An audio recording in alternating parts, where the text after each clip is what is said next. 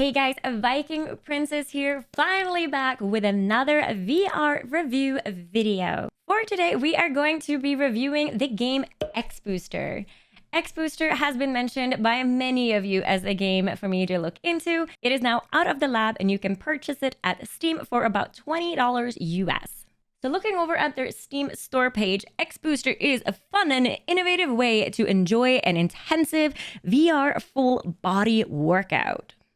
I like this. I like this a lot.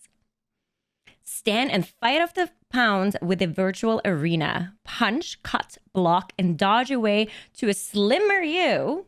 Ooh. Start burning those calories with handcrafted tracks on your own MP3 files. Okay, so definitely a lot to grab onto here. When you start up the game, you are straight into the menu arena. So this game, I have to say, just recently came out of the lab. So like testing area. It does feel like it is still in a bit of a beta stage, mostly because of the flow of things.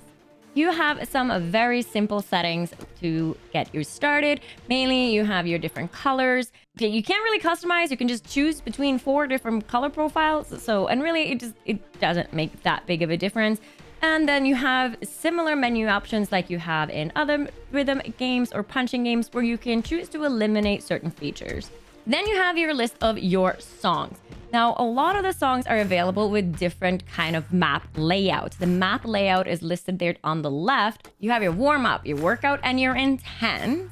But then you have some really cool box-focused maps that are your jabs and your Rocky. When you go and put on each of the songs, you get a breakdown as the beat per minute, which is really what you should be paying attention to. That tells you how fast the song is going, and then also how many targets there is per song is going to give you an idea of the intensity. The program button is incredibly exciting and I am really loving it. Once you click it, you have the option of doing different kinds of workouts with different focus. Once you click on the name of one of the programs, on the right hand side will come a list of the different songs that are included, as well as what they are targeting, how many warm-ups you have, how much high intensity you have, and so on.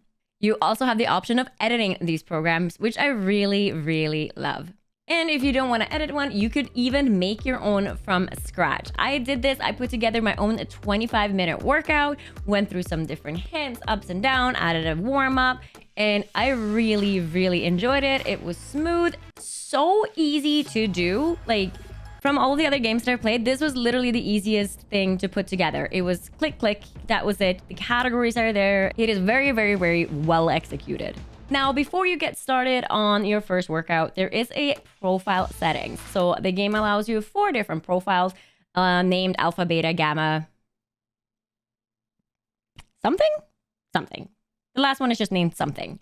Go in there and set yours up, making sure you enter your weight, and then it allows for a height adjustment.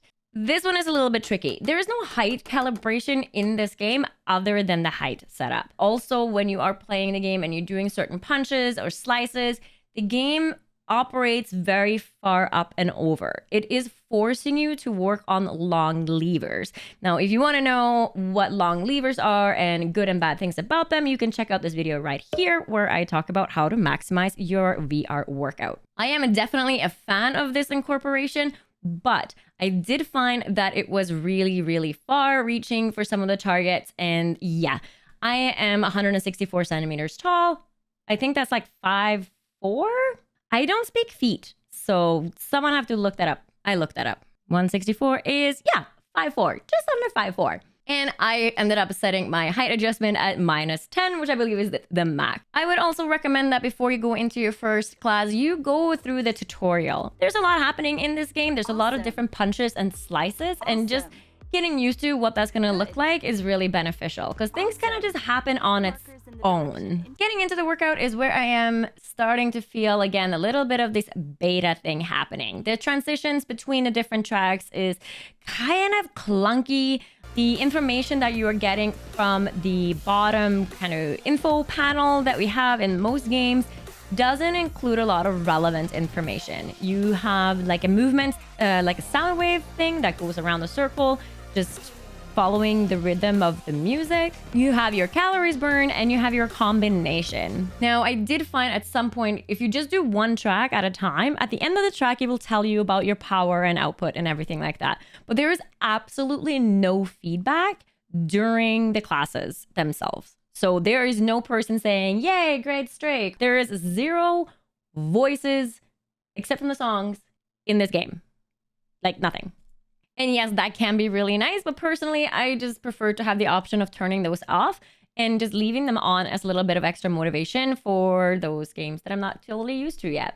When you get into the game, you have your normal kind of obstacles. You have your punches and punch targets. You have to hit them in different directions, and there are arrows very clearly indicating which direction that is. You also have balls that you have to slice. And when they come up, like just these discs randomly appear in your hand and you know you have slices to get through. It is very smooth. It's working. I haven't had any hiccups with it yet. There's definitely a lot going on. So this has a lot more like mental training, maybe mental demand even, than a lot of the other kind of more straightforward workout rhythm-based games. Of course, you also have your dodges, and you also have a really cool like rotation. So you're rotating through like about 90 degrees, I would say. It's not quite 180, maybe like 120 degrees, like just stepping to the sides, both sides. Again, it's really smooth. I like this incorporation, just moving your feet a little bit extra.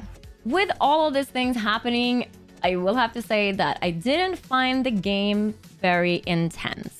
I went through quite a few different workouts. I went through one of their program HIIT workouts, and I set up my own 25 minutes that I added a lot of boxing and jabs to just to check those tracks out, and also with the aim of pushing myself. In the multiple classes that I tried, my heart rate averaged somewhere between 100 and 120 beats per minute, which is actually the lowest of all of the VR fitness games that I have reviewed, with the exception of Hot Squats.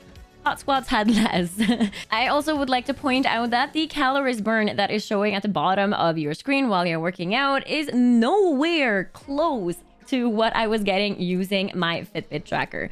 Obviously, my Fitbit tracker is going to be a lot more accurate, considering it is actually looking at my heart rate and not just a perceived motion, which is what the game is looking at. These numbers are very, very rough estimates, and I found that they were over-exaggerating the calories burned by over twice as much, actually. The soundtrack of the game is definitely something I hope a lot of you will enjoy. It is a lot more on that rock side, which I know so many of you have mentioned before, that a lot of the songs are just so poppy and happy and not really like in tune to what you would like to listen to. So here you have something that is a lot more rock focused. And of course, since you do have the option of adding your own MP3 tracks, you can make it whatever you want.